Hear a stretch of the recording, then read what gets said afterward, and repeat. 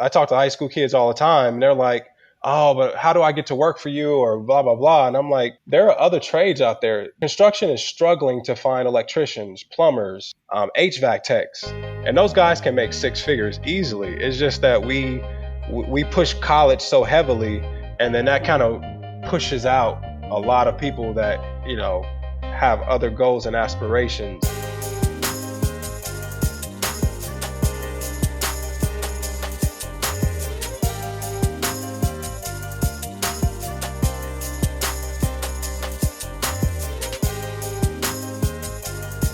All right, guys. Well, if you have a fuck you, you know what to do. Send them to blackatworkpod@gmail.com. Okay. All right, y'all. This fuck you comes from Deja, and she has in parentheses, this is my fake name, LOL. All right. So my first time listening to y'all's show was last week, and I love it. Thank you, Deja. Thank you, girl. I was screaming and yelling at the phone the whole time like I was talking to y'all, LOL. Anyway, the dude working at the hotel reminded me of my job at a nursing home. So my fuck you is for my boss, Barbara. That's also a fake name. She has in parentheses. So this bitch called all the CNAs in her office to announce that one of our coworkers tested positive, and we all have to take the test as well, leaving out the fact that she herself has not and was not planning to take the test. Bitch, what? Right. She says she does not need to take the test because she is planning to go on a leave, quote unquote, for 4 months. But you're our boss though, bitch. If we expose you, exposed, right?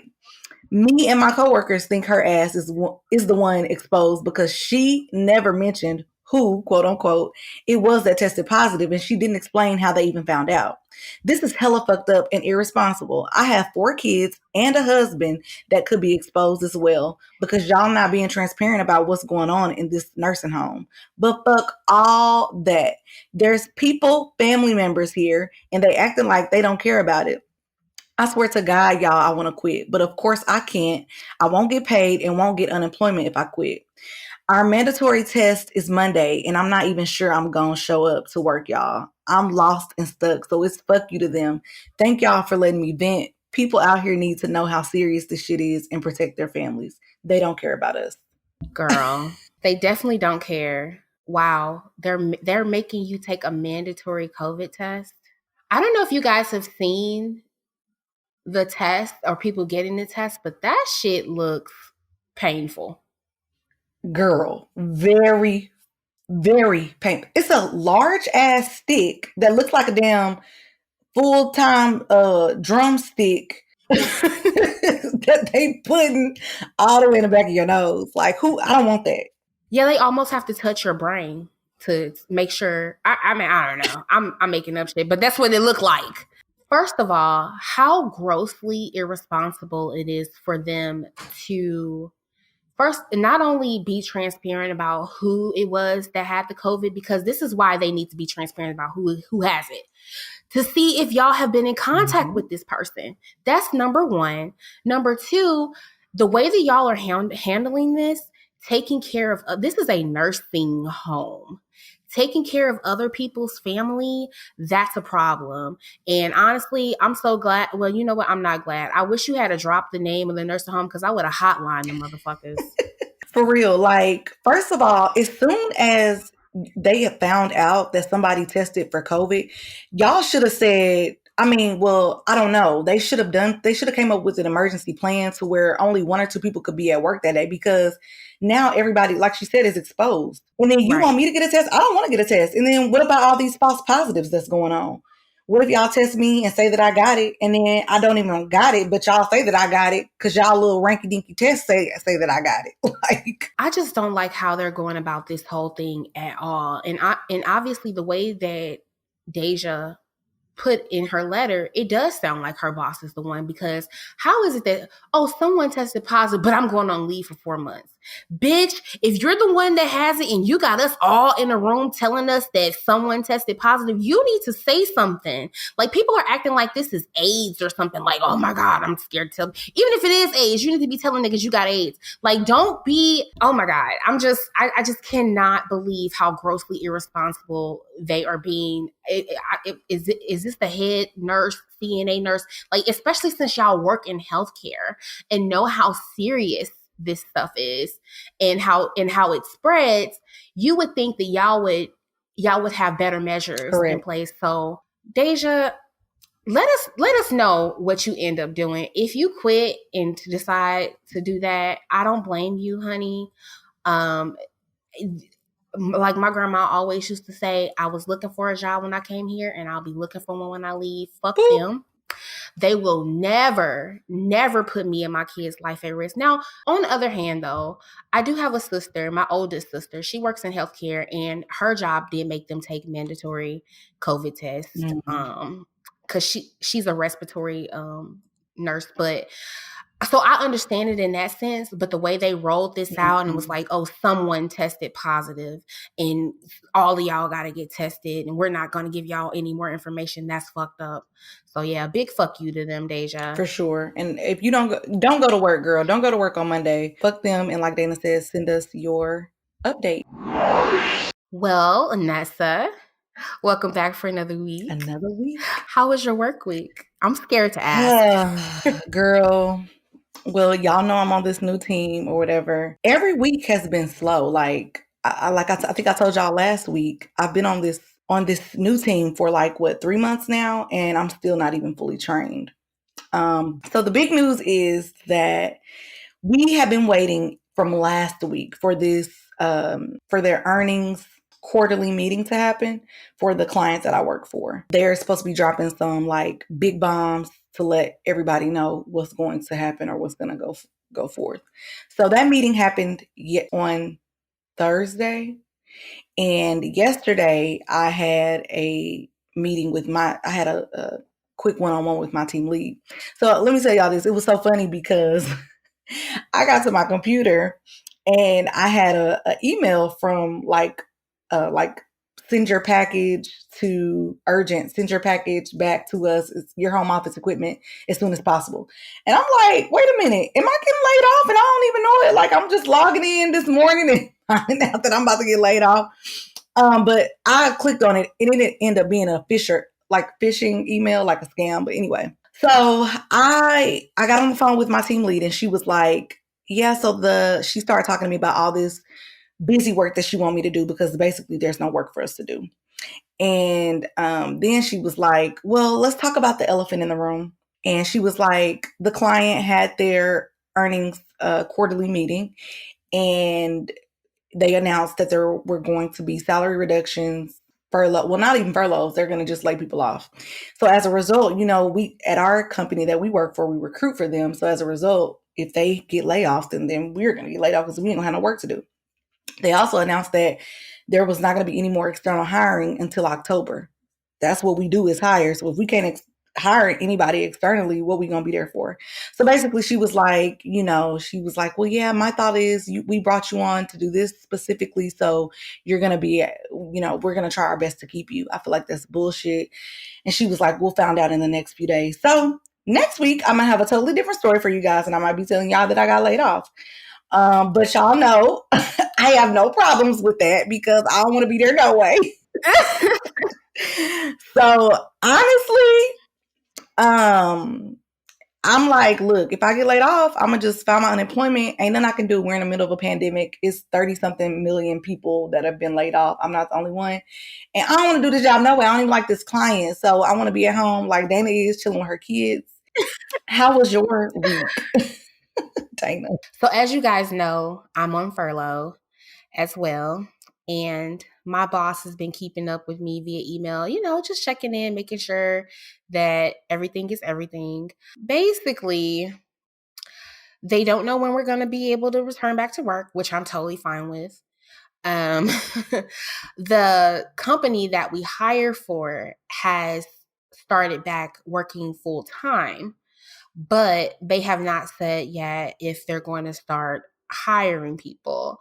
As you guys already know, a lot of people are not returning back to work because they're making way more in unemployment. So it's the same over here. So I'm not sure if they're going to be hiring soon or whatever. And honestly, I don't care. I'm just happy to be home with my kids, like I told y'all. So that was that piece for like the work part. But on a personal level, girl, I just feel like, and this is something that I never even intended to share, but postpartum just came and slapped me in the fucking face this week. Like, bitch. Okay, so first of all, I'm 7 months post. So I had my twins in October of last year, and I've been feeling pretty good. Like, I've been feeling great. But over the past like 2 weeks, just a lot of stuff was happening. I had to bury my grandmother. And yes, I said bury. Shout out to St. Louis.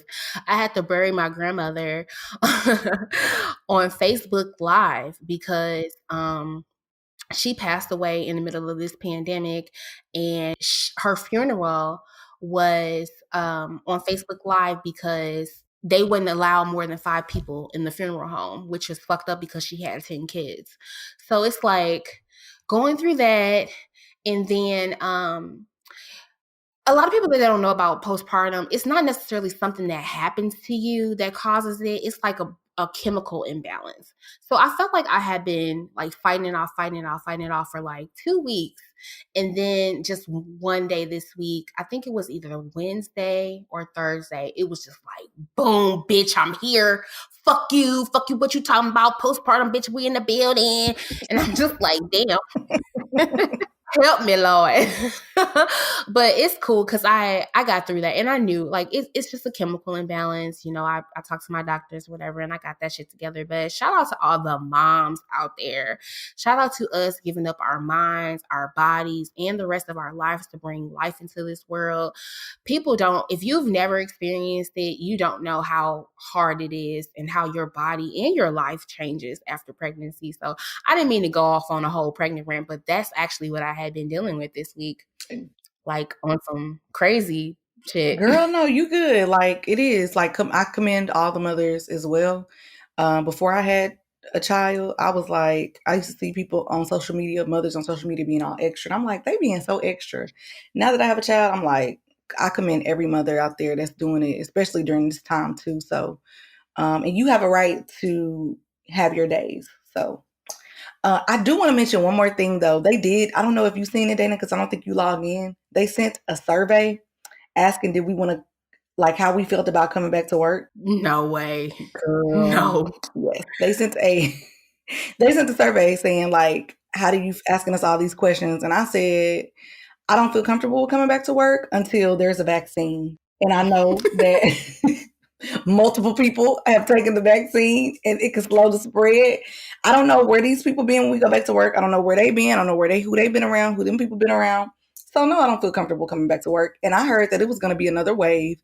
So I'm sure not trying to go back to work. We already know y'all nasty. Y'all don't wash y'all hands when y'all go in the bathroom. So I know for damn sure y'all not going to be keeping up with social distancing guidelines. And speaking the fuck of, I know we getting way the fuck off topic, but why I went to the grocery store the other day and nobody was motherfucking social distancing. Like people was walking past me, excuse me, no bitch, 6 feet away. Give me 50 feet. Give me 50 feet in this grocery aisle. Like, it was like, what corona? I was driving down the street yesterday in my own neighborhood.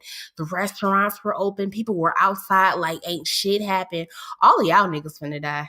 Girl, you is so right. It's the same over here. Everywhere that I go now, even if it's where I'm at over here or if I'm in Carrollton, anywhere, nobody's social. They done let up these guidelines and everybody like, oh, I ain't wearing no mask. I ain't wearing no gloves. I'm all up in people's faces. Like, it's a mess. It's going to get worse. But anyway. Anyway, yeah. Speaking of news, let's get right on over to the water cooler. Hey. All right. So the water cooler this week is titled, What's Up with Karen? So Lana Del Rey, who makes music. Do you know who that is?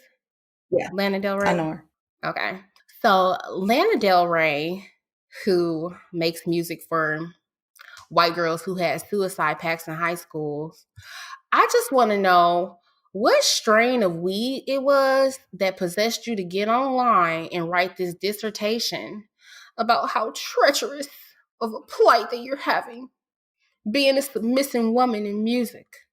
She compared herself to Beyonce, and this is what she said, and I quote, "I think it's pathetic that my minor lyrical exploration detailing my sometimes submissive or passive roles in my relationships has often made people say I've set women back 100 years." That was her quote. And then she went on to say, "You don't hear people criticizing Beyonce or Nicki Minaj about them being naked." Pause. First of all, bitch, yes, they do. For you to even say that is tone deaf as fuck. All Beyonce and Nicki Minaj are criticized about is them being sexy, is them being free and black and all other shit. She had a point, I guess. And we'll get into that. Well, actually, no, I'm not going to get into her fucking point because I actually don't care about her white woman ass point. Her blatantly ignoring the criticism that women like Beyonce and Nicki Minaj and other black women have received and continue to receive for being confident in their sexuality, it just doesn't sit right with me. Like, for you to get on here and think that you're the only woman in the world that gets criticized for your music, bitch, put on all the clothes that you want to and sing about going to the junkyard barefoot so you can feel the breeze. So nobody give a fuck, but don't compare yourself to Beyonce. Don't bring up Beyonce. Don't bring up any black women when you're trying to compare the situation, because all women are criticized no matter what. I was gonna say, I'm like, first of all, if you're the one being criticized, take your own criticism by yourself. Don't try to add Beyonce and the Beehive, because they're gonna come for her probably. They probably already did. Don't add Beyonce, don't add Nicki Minaj, don't add us in it. Add your fellow counterparts. Add the addict, what's her name? Demi Lovato. Add Not you called her an addict. I'm sorry, but I'm just saying, like, add Demi Lovato, add Ariana Grande, add add your people. Don't come on our side now. Let us have our side and try to bring us on into your criticism, because then we're gonna have a problem. Girl, bye.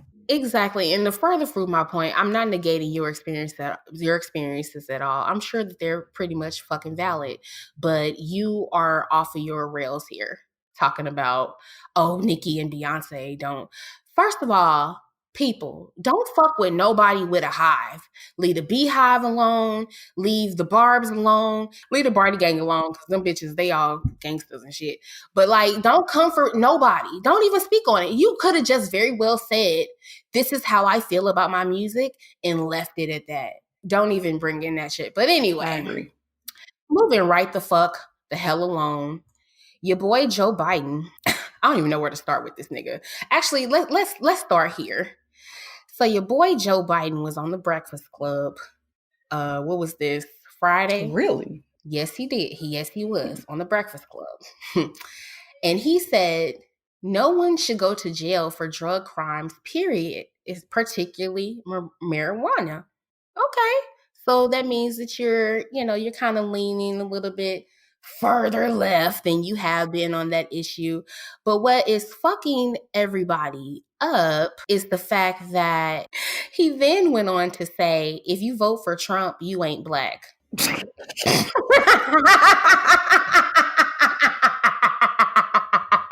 I mean, they never cease to amaze me. Like, I swear, if you don't vote for Trump, if you vote for Trump, you ain't black. They be trying so hard to get us and make us be on their side. It's like y'all messed the whole thing up. Like, what? Why you have to even say that? What sense does that even make? There's levels to this, okay? Here's my first issue with that statement. First of all, you're speaking to us as a collective, as if none of us have our own thoughts and feelings. None of us have separate political parties that we vote for. None of us have our separate process. Our thought processes. That means that if one Black person is voting for you, we all must vote for you. And if we don't vote for you, then that must mean that we're not Black. So that's my first problem with that issue. I understand that he was just trying to make a joke. Let the pandering begin. Everybody's pandering. Mike Pence even said some bullshit talking about, oh, I've been a Waffle House regular all my life. So yeah, he quoted that to Fox Atlanta at that. We understand that you guys are pandering to us. That's fine. But you should have left this whole line out. I bet his whole Black team was like, no, Joe, don't say that shit. Like, because they let his ass have it. And of course, he came back and apologized, but moving right the fuck along with him. Joe Biden is considering asking Amy Klobuchar to be his vice president. Okay, so if you guys remember Amy Klobuchar, she was the one that was hitting niggas with the 1-2 punches in that those Democratic debates they inundated us with for hellas later parts of last year. I'm not sure what I'm thinking about that. A lot of people said that she should have picked a Black running mate, but honestly, I don't care. A Black person was just going to be a Black face just to get those votes. They honestly really don't give a fuck about us. So when you go to the polls, use your discretion who you want to vote for. Don't let somebody tell you you ain't Black for not voting for them. But anyway, speaking of how COVID-19 has hit nursing homes, going back to our fuck you letter that we just got, nursing homes with a significant number of Black and Latino residents have been twice as likely to be hit with the coronavirus as those where the population is overwhelmingly white. Wonder why that is. Not only the families of these people have to deal with this, but the families of the nurses and the staff in those areas have to deal with that as well. For sure. Like, I couldn't imagine. My grandfather was in a nursing home before he died. God rest his soul. I miss my granddaddy. But I couldn't imagine having to deal with the stress of that and the anxiety of that, him being there. And like she's saying, people testing positive or just having to look at him through the window. Like, it's just an all around fucked up situation. Yeah, and they're still releasing prisoners from jail due to corona, but not the people that you would think. Michael Cohen has also been released from federal prison. You guys remember Michael Cohen? He was President Trump's former personal attorney that was sentenced to jail for 3 years. Well, they let his ass out due to corona. And he's going to be serving the rest of his 3-year punk ass sentence at his nice, quaint home in New York. Child, these people, are they going to let Bill Cosby out? Probably not. So Michael and Paul, last week it was Paul, right? Paul Manafort. Paul Manafort, they all get to get out. Why Bill Cosby can't get out? And y'all might be like, nah, I don't care. Bill Cosby was 98 years old. He was about to die. Fine. So you know that R. Kelly tried to get out as well due to the COVID, and they denied his Black ass. But you got this motherfucker who is literally committing state crimes. But okay, moving right the hell along. So the United States is planning to invest $1.2 billion to secure a potential COVID-19 vaccine from AstraZeneca. The U.S. Department of Health pledged $1.2 billion to accelerate AstraZeneca's vaccine development in partnership with the University of Oxford and secured 300 million doses for the United States. So y'all can get on with this rushed-ass vaccine if you want to. I ain't fucking with it. Make sure y'all do that whole testing thing. Make sure that shit comes through and it actually works. Then y'all can talk to me. Period. Moving right along. So next round of stimulus checks have been passed through the House. So, it hasn't been passed. There's a new proposed legislation called the HEROES Act, worth $3 trillion. It includes a wide range of benefits, such as a second direct payment to individuals and households up to $1,200, like we got the last time. And then if you have children, you'll get $1,200 for them apiece, up to 3 children. So that's pretty good. Hopefully that passes. I know a lot of people out there need that money, and we're using that money to keep roofs over our heads. But isn't it so funny that they're giving out all of this stimulus checks, billions of dollars. But it's proof that they could have just paid us our fucking reparations. Y'all had that money. Yep. They're not going to give us nothing, okay? They'll never give us anything, like, at this point. And let me go back. Did I hear you say $1,200 per child? Yes. So the new bill would be $1,200 per adult, $2,400 for married couples, and then $1,200 for each dependent, up to 3 dependents. Won't God do it? Girl, we'll see, because it ain't passed yet. Okay, so the last thing that I wanted to bring back up was Breonna Taylor. As you guys know, she was the young EMT that was shot dead in her home by Louisville, Kentucky PD. They had the wrong guy in custody. Well, they had the actual criminal already in custody. However, they went to her house to serve a warrant. So I got a little bit of the backstory on this, because apparently one of the police officers had an issue with her boyfriend. He had been trying to get him for months and months and couldn't get him. But the person that they had went to her house to get was already in custody. But apparently one of the cops had it in for her boyfriend. Needless to say, the boyfriend's name is Kenneth Walker, and the update to the story is all the charges that he got from that day have been dropped. So them even coming to the house to get him was on some fuck shit, because all the charges ended up getting dropped anyway. So this girl lost her life. They fired 20 shots into the home. 8 of them landed on her. It's just sad. So justice for Breonna Taylor, and shout out to her boyfriend, who he realized that all of this happened because they were looking for him. And he cleared his name. All the stuff that they were trying to rack up on him, it ended up getting dropped. So that is so sad. So sad. Wow. So sad. A lost life for nothing. Oh my God. I have no words. For those of you who care about Trump, I'm moving right the fuck along. He went out there and said that the founder of Ford had good bloodlines. Now, y'all know Henry Ford was a Klans member. So why would he fucking come out and say that? But here he is cozying up to Nazis again. Mm-hmm. And more of the same. Y'all know I hate talking about Trump. I'm not going to give you no big rundown on what this motherfucker's doing, because honestly, I don't care. He can explode in his tanning bed and I'll be like, oops. So I agree. I don't condone giving him any energy on Black at Work. Right. So, but that's all we got this week for the water cooler, guys. Okay, guys, so today for our Down to Business segment, we are so happy to have Mr. Anthony Winston III.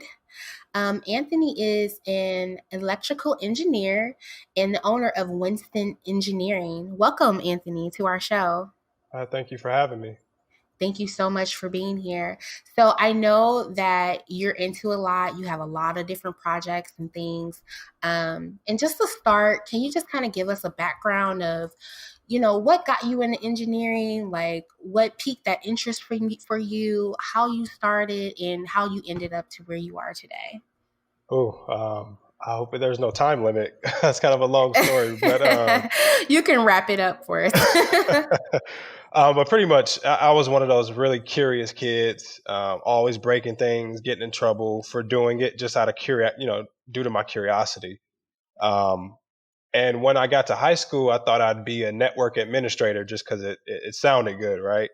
And when I went to Arizona State for their summer bridge program, I saw what a network administrator does, and it didn't interest me. So I literally took a list of engineering disciplines and lined it up with how much money you can make, and I picked electrical engineering because it was the highest salary. I know that's right. Yeah, I mean, I knew early on that the quality of life that I wanted to have, even as a youngster. And then just as the years go on, I meet a professor who had been in the power industry, and he said, "You know what? You're young, you're bright. It's a lot of people who are retiring. You should go to this discipline." So within electrical engineering, you have different segments of it. So he was like, "You should really go into power and work for a utility." So that's kind of what I geared my degree towards that. And so my full degree is electrical engineering with emphasis in power transmission and distribution. Um, but unfortunately, out of college, I couldn't get a company to move me to Boston because I needed to live in Boston at the time. And so I signed on with Raytheon, which is in their missile defense department. And after being at Raytheon for a couple years, I started to see how much money they're making. I mean, billions of dollars. So one day I looked at their financial report that they put out, and I stood up in my big cubicle farm, and I was like, you know what? I can do this for myself. So that kind Damn of just, right. yeah, that kind of just sparked the idea that I need to do something for myself. Um, and I didn't know how I was going to do it. So a couple years passed by, and I worked for another company in San Diego, and I end up getting my professional engineering license. So once you get that license, you're not able to consult. Um, and I took a pay cut, left, and worked for an electrical contractor. I saw how the construction world worked and realized it was much easier than what I was used to. And while commuting on the train to downtown LA every day, I would take an extra laptop. So instead of sitting sitting on my cell phone on social media, I Googled how do you start a business. Um, and I was essentially running a business while working for them at the same time, and got to the point where the money was good enough where I can quit my day job. And that was 5 years ago. Like you said, you stood up and looked out on the plantation and you were like, not for me. I like how you said that. I mean, essentially, that's what it is. Yeah, I mean, at the end of the day, and I learned this in college when I interned at a company at Honeywell. I was testing, the pilot systems on small aircraft, and one day they were just like, "Oh, we're laying off all our interns." And at that moment, I realized I'm just a number, nothing more than that. And so I kind of had that mentality as I was working for other companies that I need to do what I have to do to move my career forward. Because at the end of the day, if they need to get rid of me, they will. Exactly. And they wouldn't think twice about it, replace you in a heartbeat and pay somebody $30,000 less to do it. Exactly. So you started your own engineering firm 5 years ago. What did that startup look like? Initially, once I set up the LLC, I knew that I wanted to do things much different than what I had seen, right? I worked from home, and one thing that I hated about working for large corporations is that they expect you to be in your seat from 9 to 5, even if you don't have anything to do. And that just never made sense to me. Um, Right. my thought is if you're being productive and you're getting things done, it shouldn't matter how many hours you work as long as you're being productive. So initially, I started out only offering electrical engineering. So what my firm did at that time was just provide electrical engineering construction plans for residential and commercial buildings. And people kept asking me, do you offer mechanical, which is the HVAC system, and also plumbing? And I kept saying no, no, no. And then one day I did an audio book by Grant Cardone, um, and he said, just say yes to everything and figure it out later. And so I did that, and I found the right resources and started hiring the right people, and we became a full-fledged firm. And we all work remotely, and I apply that same mentality of I don't care what you do as long as we meet our deadline. So if you have, you got to run to Home Depot or you got your kids' recitals, by all means, go do that. Just make sure you meet the deadlines. And so far, I have a really solid team. Awesome. Well, look, I'm like, can I come work for you? For Um, real. so Anthony, I was reading one of your articles, and I saw you had a couple of articles, which is really good because you talk about, some of the steps to take to, start your business, and you give tips on, how not to quit, basically. I saw that, and please correct me if I'm wrong, that you were in government in the beginning of your career before you even got into electrical or engineering, period. What made you want to switch into engineering? Or please correct me if that's the same thing or Well, whatever. yeah. So I was an electrical engineer when I worked for Raytheon, and I essentially built test systems that tested missiles and radar systems. So I did that for a few years, and after being there for a while, it's like, wait a minute, I'm helping to create and test things that can harm people, and that just didn't sit right with me. Um, and so after about a year steady looking for a job, I was able to find a job with General Atomics, which was another government contractor, except they built components on battleships. So I tested a lot of components that shoot, jets off battleships and also catches them when they land. And then I did some stuff where I, designed test systems for turbine systems for mining. Um, yeah, so I was in government for a while, and I definitely don't want to go back. Okay, so I had a question for you, Anthony, as far as like your beginnings in coming up and starting this whole electrical engineering business. What type of challenges did you face even trying to get your company off the ground? And I also have a second follow-up question to that. Was anybody taken aback that you were a Black man trying to get this started? In terms of challenges, the biggest challenges came from actually getting my license. There's two tests that you have to take. Each of them are 8 hours apiece. Yeah, it's very rigorous. I would compare it to like folks trying to get the bar, right? And the first exam I failed once in college. I wasn't prepared, and then I took it a few years later. I failed it again, and then the third time I passed it. But then once I got to the next step where I'm like, all right, this is how I get my PE, or what you focus on. Me and my wife were, I kid you not, we were in New Zealand and Fiji.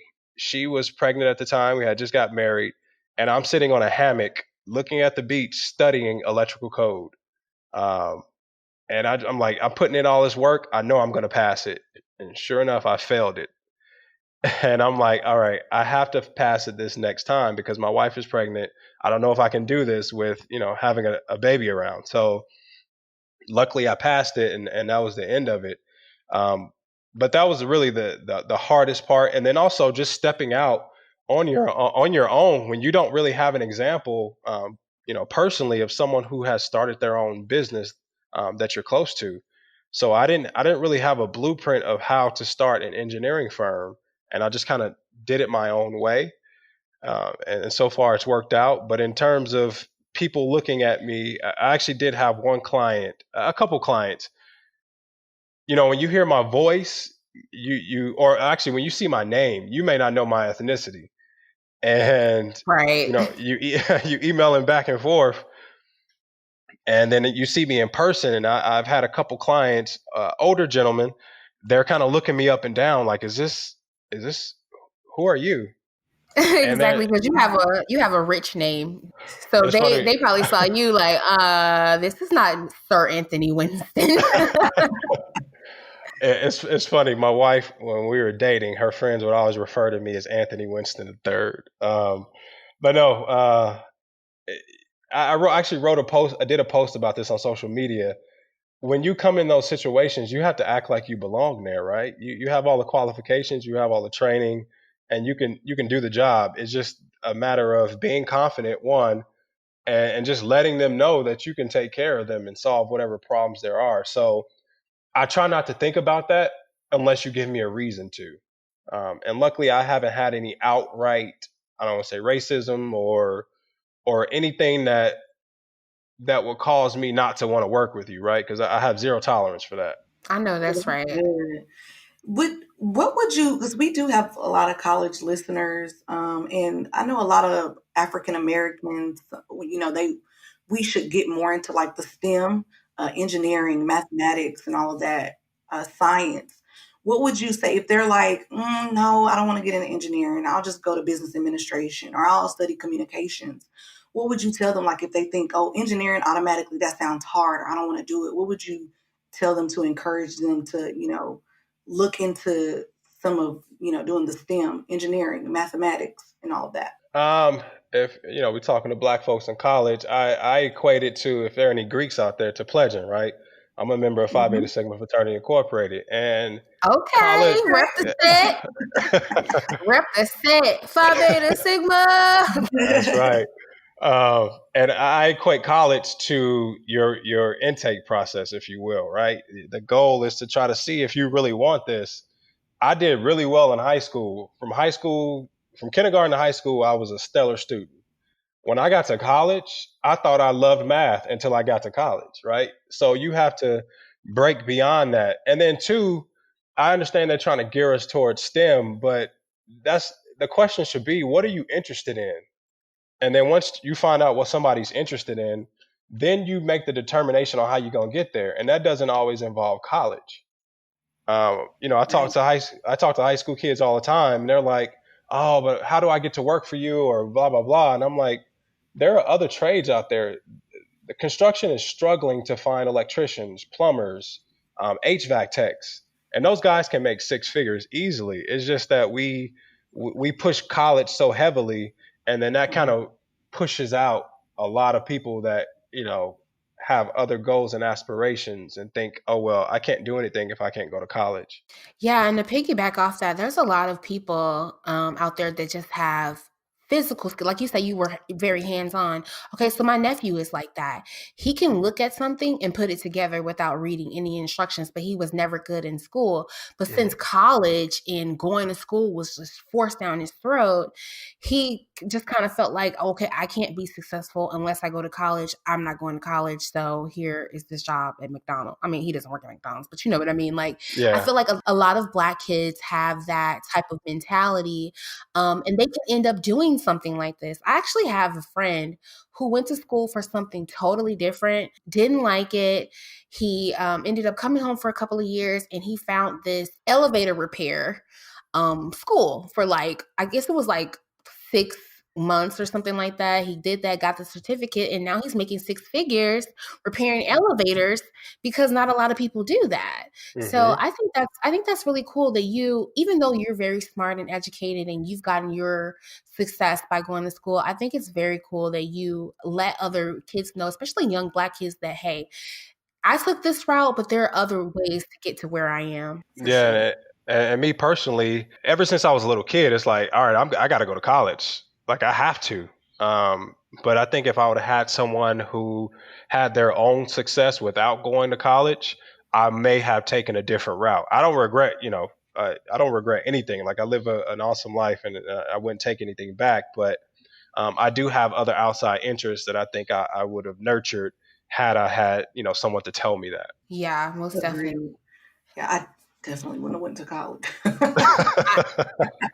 I for sure would have never went to college if I'm serious. The student loan debt for what I do is not worth it.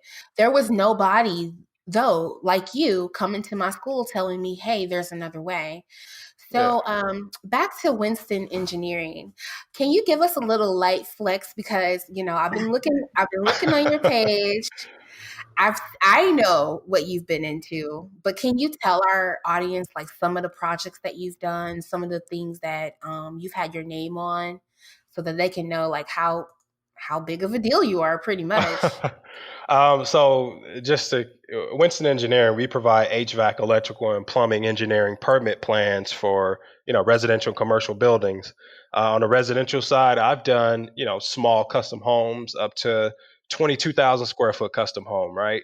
Um, I've done large multifamily housing. On the commercial side, I've done tons of Starbucks. I've done 7-Elevens. I've done 80,000 square foot kombucha manufacturing facilities. I've done things where I've designed facilities at NASA. Um, car washes and Panda Express. Most fast food restaurants you can think of, we've done it or done something similar to it. So we're all over the place. The only thing we don't do is like large hospitals and stadiums and things like that, just because we don't have the manpower and I honestly don't have the desire. I like to get in and get out, and those projects will last for years. So yeah, we're doing pretty well. I just finished a gym. It's a very small gym. It's called Strong House Fitness. Strong House Fitness. Yes. The owner of that business, it's a black gentleman, and the architect who hired me was black. That was one of the first times where the entire team was made up of people of color. I Come love on, Black that. man. So it's very rare that I get clients of color, and it's very rare that I get women, right? Uh, Yeah. so it's like when I go talk to kids, and it's usually like my wife's school is, I believe, 80% Hispanic, actually a little bit more than that. And then my old high school is a large percentage of black and Hispanic. I'm trying to tell these kids, like, man, construction is where it's at, whether you're in the engineering side or if you're, actually doing the physical work, so that we can get some better representation out there. Better representation means more stuff for us, like means Yeah. more of our brains in the room, means more people considering things that we need, things that our neighborhoods need, our buildings need. Like that's why this is so important, for people to kind of open up their minds a little bit and branch out of what you think you know. A lot of us, like you said, have been pressured to go to college, be a doctor, be a lawyer, be a nurse, and nothing about STEM. So I think it's just so cool that you have just and you're young, which is like blowing me. I would expect this type of work and drive and this type of accomplishment for somebody that's like my parents' age. I believe I'm the only black-owned MEP engineering firm in California. I only know one in Texas. Bow down to you. Yeah. So what was the hardest thing that you had to do? Like the hardest project that sent you on the edge, but you ended up, coming back from that? Like what was something that was really challenging getting through like one of your projects or one of the processes? This is actually fairly recent. I won't name the name of the firm, but I'm a minority business enterprise, so I have my MBE certification. And what happens is you have certain cities who will set a requirement that you have to have MBEs working on the firm, whether it's an engineer, whether it's technicians, whatever the case may be. And a larger engineering firm, MEP firm, they wanted this job. So they said, hey, can you help us and partner with us on this job? And I said, cool. So we're working through the job and they're starting to demand for us to do certain things that aren't within our scope of work. And it's getting really contentious. And now we're talking about litigation. And essentially I reach out to the MBE certification organization like, hey, this is what's happening. And I'm getting no help at all. And at the end of the day, I had to walk away from the project and leave 40 grand on the table. Wow. Yeah, it was a big hit. And of course, I could have taken it to court, but it would have been a lot of time, a lot of money. But that taught me a lot more about contracts and just standing on your own no matter what, and realizing that sometimes you have to do it by yourself, and that these requirements that the government puts out there, it's all for show. It really doesn't mean anything. There is no advocacy if things go south. And it's really unfortunate because it's a high profile project that's associated with the Rams Stadium. Oh, wow. Wow. Yeah. Wow. Yeah. That would have been a huge deal to have completed that. And I spent a lot of nights up thinking about it, but I realized I can't give my energy to something like this. Let's move forward. Let's, keep doing our other projects and just keep moving. With everything that's going on, Anthony, I'm interested to know, how's the dynamic changed for your company, or what challenges are you facing with everything going on with COVID, or are you facing any challenges surrounding that? So January and February were awesome months. And then March really slowed down, but we had some steady projects that we've already had in the pipeline, so it kept us afloat. And then trying to deal with the whole PPP situation was a challenge in itself. And luckily we were able to get it. But then all of a sudden, within the past 3 weeks, our business has just taken off. I don't know if it's because people see the light at the end of the tunnel because of, things are slowly opening up. But so far, things haven't been bad at all. And I told my employees I wanted to put their mind at ease, and I'll let them know, hey, I won't take home any money if that means keeping you guys employed. Because at the end of the day, when you find a solid team, you stick with them. And, I read Simon Sinek's book, Leaders Eat Last, and he equates being, owner of a company as being a tribal leader, right? As a tribal leader, you are out in front. You make sure that you take care of your tribe. And I really take that to heart. That's awesome. That's so awesome. That's really good that your company is in the midst of all this still accelerating and doing really well. That means you're actually doing something well. So And taking care of your employees. Yes. Like, that's a huge thing. We get people right into us all the time talking about how trash their company has been, especially in light of this COVID situation. So for you to take a backseat and it's like, hey, you guys get paid, I'll chill. That is just amazing within this. Everybody go work for Anthony. Like, are you hiring? I was gonna say, are you hiring? There's 30 million people out here that need a job. I'm actually considering hiring a senior drafter because I mean my ultimate goal is to not kind of be in the weeds of the business and to just kind of let it be a system that runs itself. And I check in occasionally, so I have about 2 or 3 folks that I need to hire to make that happen. It's just we got to make sure we have the cash flow to make that happen. So. Well, I want to veer off a little bit because, like I said, we read about you and we had a bunch of questions. So I noticed that back in the day, you did a little bodybuilding and fitness. How did that play into, like, I guess what the word I'm trying to, motivation? How did having that piece of your life motivate you in your business? Or did those things intertwine? Or were you just so disciplined that you could handle both at the same time? Like, how did that work? I've always been very disciplined at whatever I do. That was just kind of a weird situation, right? I've always been physically active, and I started going to a gym, and my trainer, he trains people who do bodybuilding and physique competitions.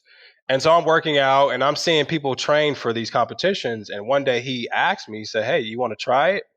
I said, "All right."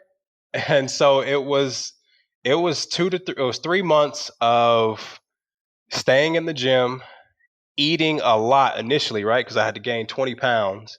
And then towards the end, I had to cut. So I'm eating a lot of fish, a lot of vegetables. I was vacationing in Chicago at the zoo with my family, walking around with cold bags of chicken and vegetables. I mean, it's one of the hardest things to do in terms of food. The physical stuff that's the easy part. But it was really worth it. It's not something that I'm terribly interested in doing again. Maybe now that I'm 36, I can be in a 35 and up group, so I can stay away from the young boys. But it's a lot of people. It's kind of an unfair advantage, right? It makes me think of us in this society where you do all the right things, but there are certain people out there who don't necessarily do the right things and they still excel. So you can tell the people who take steroids, right. And it's pretty obvious. And I did everything. It was all natural, vegan protein shakes. I did it all on my own without the help of something else. So that really made me feel good that I was competing with guys who were, pretty roided up. Yeah, I mean, you strike me as the type that's just good at every fucking thing you do. Like, it just looks like he eats right. He does everything.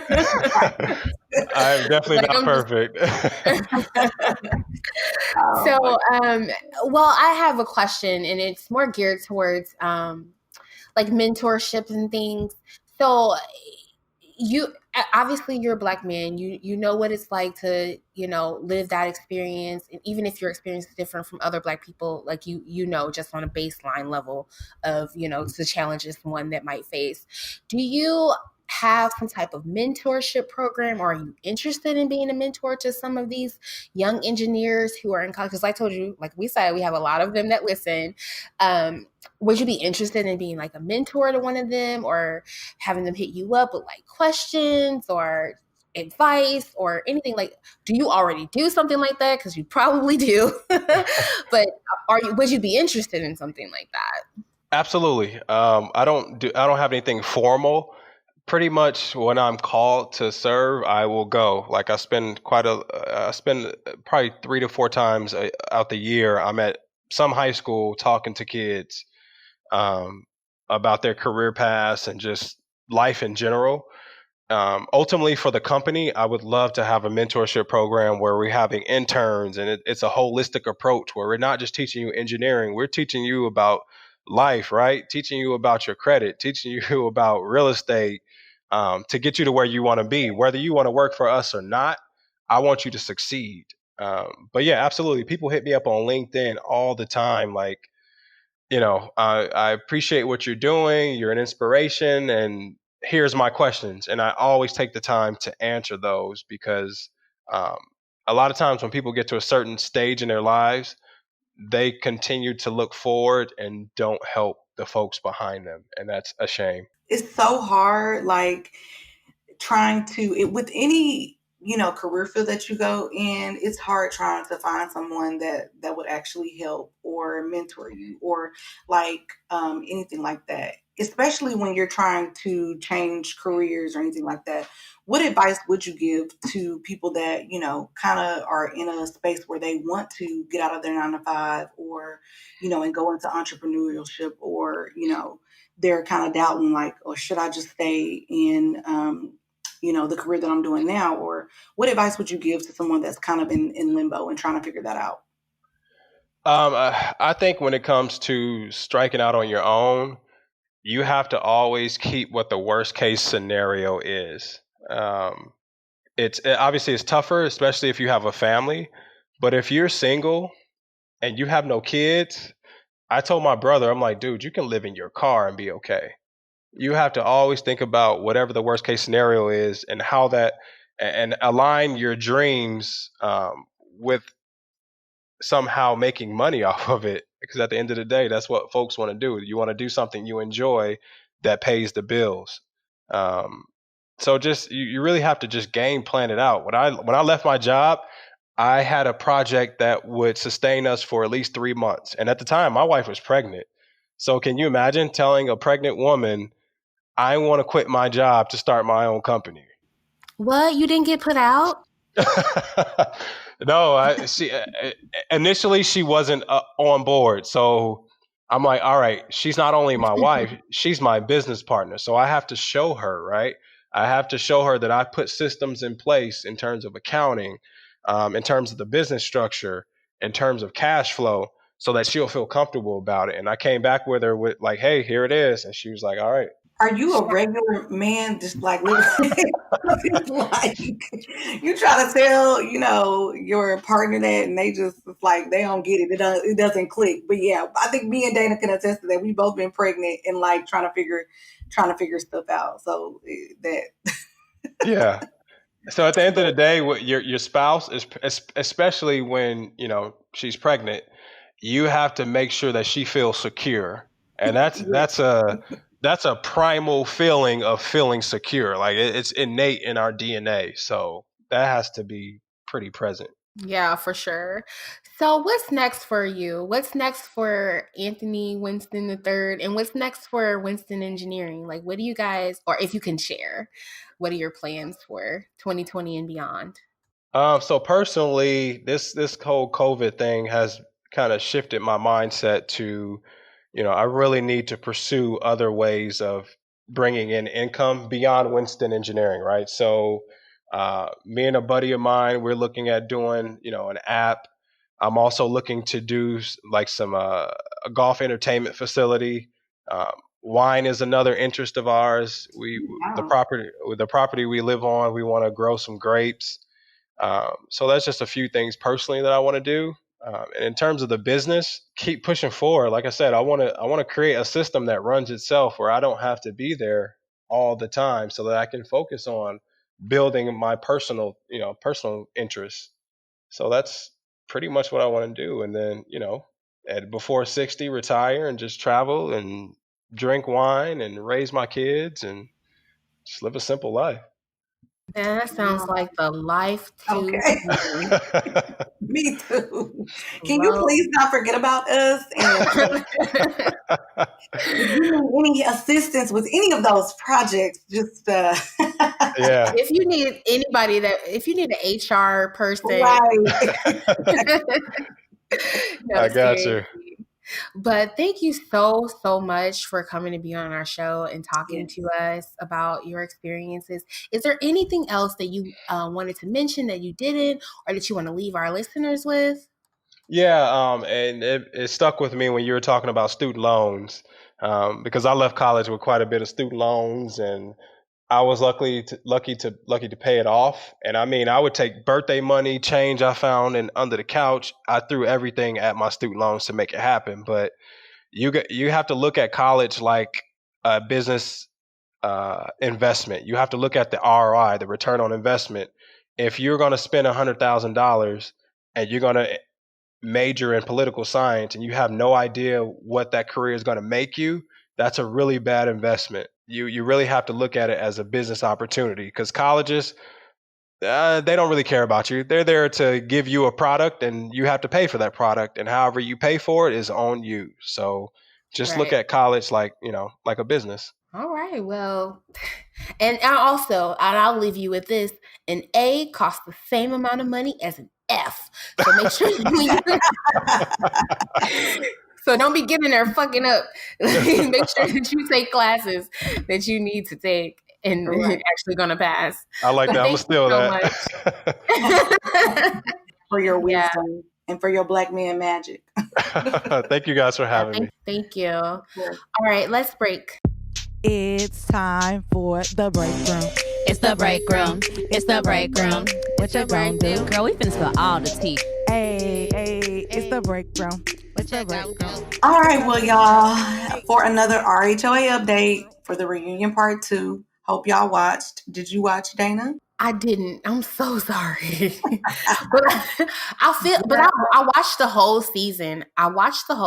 So I feel like I already know what they're arguing about. But yeah, tell me what happened. Girl, yeah. I mean, I'm not gonna even really kind of going over the reunion is like you said, we've already hashed everything out. It's just about them going back and trying to clean up everything that they done said or did. But I do want to say that Kenya, she is just at the center of most of the drama. And I knew that, like, watching it, but, like, going back to the reunion, I'm just like, she was just in so much drama. I'm not going to say the center, but she was in so much drama. Portia, on the last episode before it ended, Portia was like, she got some receipts about Kenya talking about Cynthia.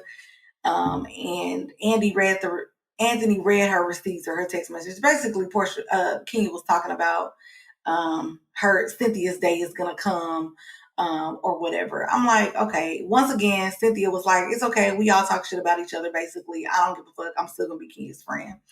Somebody steady, boosting her and under her ass. Girl. Cynthia, like, what is it that this girl? I'm sorry. What is it that this woman has to do to make you see that she is trash?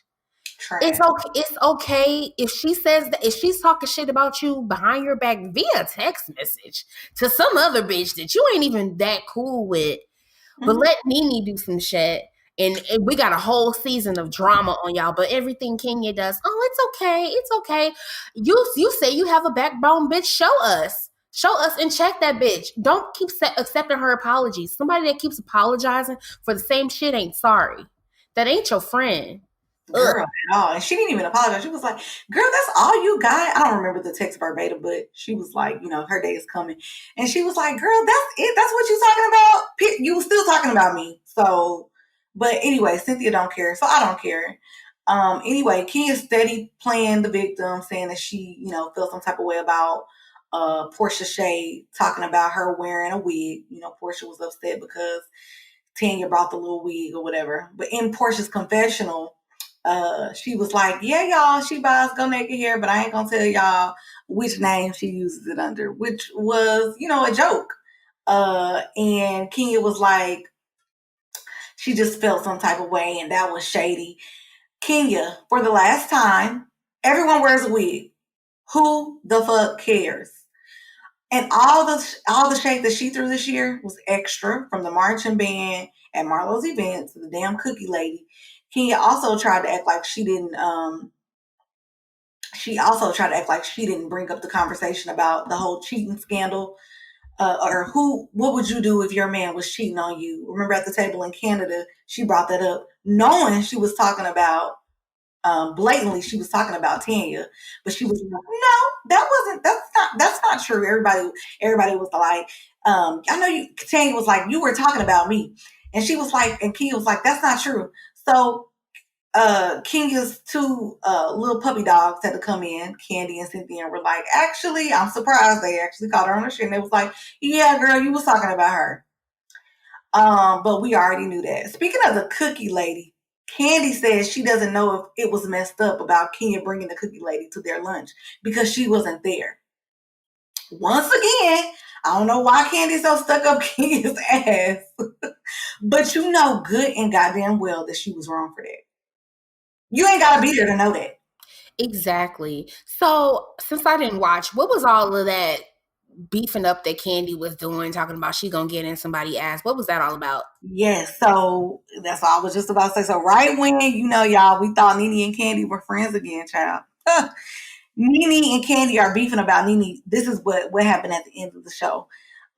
Mentioning Candy allegedly on Instagram. Nene posted about Bravo always giving some person spinoffs, but she didn't mention the person's name, of course. Candy immediately thought that she was talking about her. And so that's what they're beefing about. Nene like, girl. So Andy was like, it could have, which I thought too, it could have either been Candy or Kim Zolciak, or Kim Bierman is her new name. And I thought, I'm like, okay, well, she could have been talking about Kim because Kim also gets a lot of spinoffs. But Candy was like, well, I'm the only one that when you posted that, I was actually in the process of filming my show, doing production for my show. So, Okay. Exactly. Like, so, I mean, she could have been talking about her, she could have been not, but y'all arguing about that? Like, who cares? Candy, you just won The Masked Singer. So why are you even focused on who's talking about if you getting spinoffs or not? As long as they're talking about you, they're talking about you. But she did say, I am embedded in your motherfucking brain, bitch. That's what Candy said. So she is embedded in our brain because she won The Masked Singer, which is crazy. She was the first woman to win. So congrats to Candy. Y'all know she stay winning and she loves to win. So anyways, watch Reunion Part 3 tomorrow that's coming out. Insecure. We are in the season of Insecure, y'all. It is so good. And Kyla Pratt made an appearance. Y'all know Kyla Pratt? She was on One-on-One. Yes. Sitcom Proud Family. She was a little girl that played Sanaa Lathan in Love and Basketball. But anyways, she was on there, which was, it was amazing. The show was really good. I'm not gonna do a spoiler because I know you haven't seen it yet. But I will say Kyla Pratt did her wrong, and but it was very funny. And we're slowly starting to see Issa and Molly's relationship play out. And I don't know if it's going to be for the better, for the worse. I don't know. We'll just have to see. Anyways, speaking of Issa, she's in a new movie alert. Lovebirds. It was supposed to come out in theaters, but of course, with everything going on with COVID, it came out on Netflix yesterday. So y'all, I love Issa Rae. Like everything she does is just like, I just love her. She is pure magical. She is pure black girl magic, and she loves putting people on. Her and Kyla Pratt actually went on live on Thursday, and and Issa was talking to Kyla and just like, I wouldn't be here if it weren't for you, and just, it's just like really good to see them, like, two black women pumping each other up. But anyway, Issa Rae, y'all watch her new movie, even if it ain't good, y'all watch it anyway. And shout out to Issa. She's always putting mugs on. Like, for y'all who have been watching her when she had the Awkward Black Girl series on Netflix. I'm sorry, not Netflix. YouTube. She was doing that herself. The production, the shooting, the writing. She did all of that by herself. And some of those actors in there were some of her colleagues. I'm sorry, not her colleagues. Some of her classmates. Because she went to, University of Southern California, USC. So some of those people are her friends, and she even brought them along with her to Insecure. Some of them. The guy that plays oh my God, what is his name? He's the one that's in the gang. I guess he's a Blood or a Crip, and he pronounces everything with a B. Yes, okay, him. Yes. I know exactly what you're talking about. He was a part of that YouTube show that she has. So shout out to Issa Rae. She be putting people on. She rooting for everybody black. We rooting for you, girls. Shine on. Right, for real. So I don't think there's any new music out right now. I guess with COVID, these celebrities, they trying to figure out their next check, child, because they ain't going on no concerts. They ain't doing no shows. All that stuff is cut out. Well, niggas rejoice this week because Future dropped his new album. Yeah. Did you listen to it? I have not, but I also heard that it wasn't good either. But I am going to give it a listen because I'm going to listen to it myself. But it's called High Off Life. And of course, you know, bum niggas everywhere rejoice like, yeah, our dudes, our favorite toxic nigga is back with a new album. Also, Gunna released a single called Wanna. Wanna release Wanna. Okay. Gunna released a song called Wanna, and I actually like it. You know, it's like a little, you know, a little trap pop. And that's pretty much all like the new music that I know of. There's some new gospel music for those of you who wants to praise the Lord. Hillsong United released their new album this week as well. It's called Another in the Fire. It's an EP from Hillsong. Yeah, so well, y'all go check all that out. And that's all I have for the break room. Oh, actually, Wanna is an album. It's not a single. It's a single called Wanna on the album called Wanna by Gunna. Wanna. Okay, bars. Like oh Lord. I haven't listened to that either, but what does Gunna sing? Because remind me, girl, all these people sound alike. So Gunna is the dude. To me, all his best songs are features with other people. Like he has this song with God damn it, Roddy Ricch. I love Roddy Ricch now. You know this song. It's called "Don't Want to Start with Me." And on this album. Yeah, oh, okay. That's Gunna. And then he has a couple of songs with Lil Baby that go, "Stun too hard, don't stand too close. You're gonna fuck around and drown off this wave." He's on that song. Okay. Yeah. Look, I have to sing the songs for it. Oh my God. Don't come for me. Right. I know that. Okay, I got you. The last thing I wanted to mention, guys, is the BET Awards. They are coming on. Yes, the BET Awards coming on, and it is going to be 100% virtual. No. What they gonna do, perform on they kitchen counters? Girl, I have no idea, but I can't wait to see this fuckery. I can't wait to see all the technical difficulties and all this other bullshit. But I mean, this doesn't mean anything because a lot of us have been watching the BET Awards virtually our whole life. Goddamn. I'm interested in how they're going to do the performances and give away the awards. It should be a good show, I think. Girl, I'm like you said, the fuckery. I'm excited to see, and we definitely gonna report on it. Okay. The BET Awards will be held virtually on June the 28th. Okay. Well, we'll be watching and we'll be reporting. Child, we'll see. So last week, guys, I forgot to tell you that some of you have already figured out, but you can now submit your fuck yous on our website anonymously.